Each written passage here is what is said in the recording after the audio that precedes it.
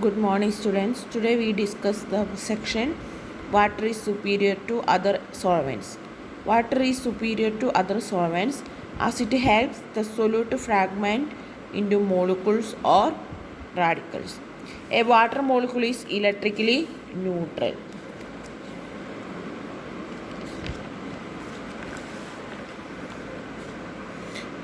But there is a slight positive charge on the hydrogen atoms and equivalent amount of negative charge on the oxygen atom, so that the opposite charges are cancel each other. Such a molecule is called a polar molecule, and water is a polar solvent. Polar molecule means it contains partial charges. In the case of water, this oxygen attract the electron from the hydrogen.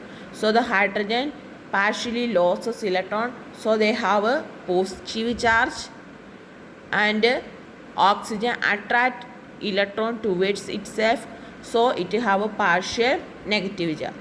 This symbol is called delta.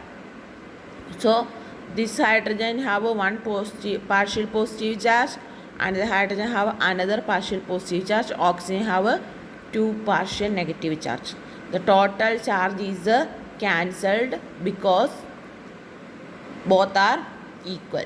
Such compounds are called polar compounds or polar molecules, and water is an example of polar solvent.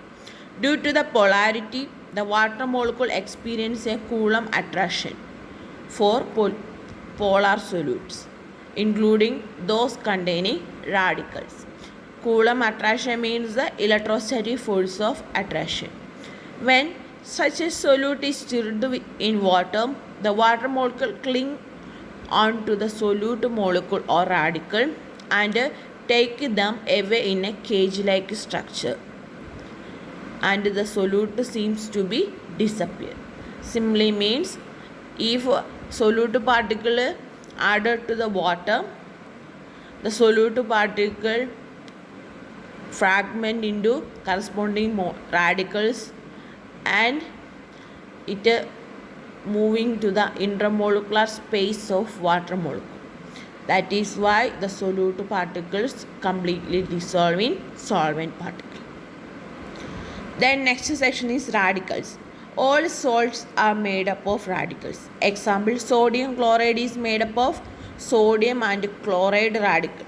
Sodium and chloride radical.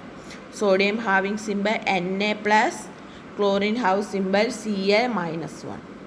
Here every compound, you remember one thing, first one have always positive charge and the second have always negative charge. Then sodium sulfate have two radicals, sodium radical and sulfate radical. Magnesium sulfate is made up of two radicals, magnesium radical and sulfate radical. Copper 2 sulfate is made up of copper plus 2 radical and sulfate radical. Ammonium nitrate is made up of two radical, ammonium and nitrate. So all compounds are all salt are made up of radicals. Hence all salt are soluble in water.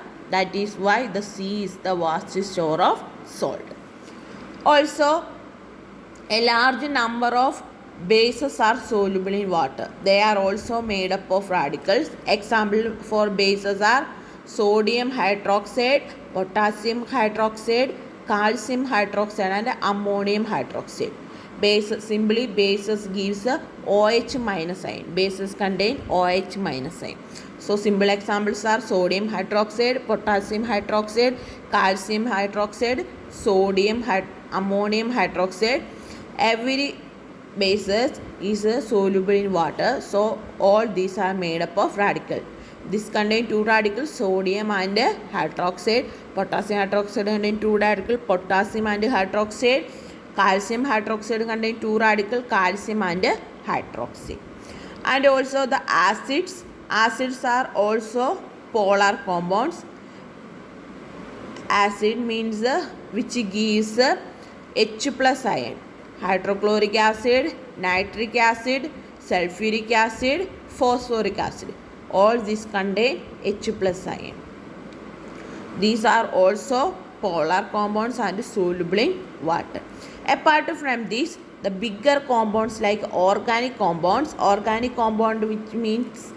which compound contain carbon and hydrogen along with the other elements that are specifically called organic compounds. Example are methyl alcohol, ethyl alcohol, acetone, formaldehyde, formic acid, acetic acid, glucose, fructose, sucrose.